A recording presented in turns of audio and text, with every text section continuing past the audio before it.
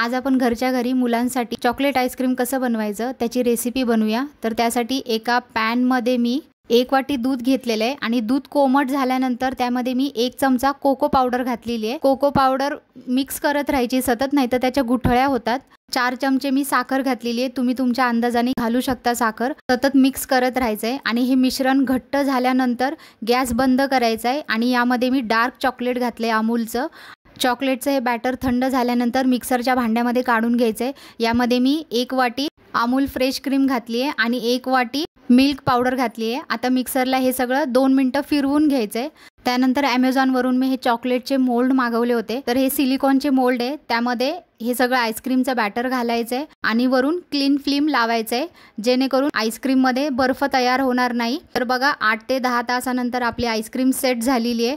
Chocolate आईस्क्रीमची recipe नक्की try करा। Video आवडला असेल तर लाईक करा, चॅनलला सबस्क्राइब करा।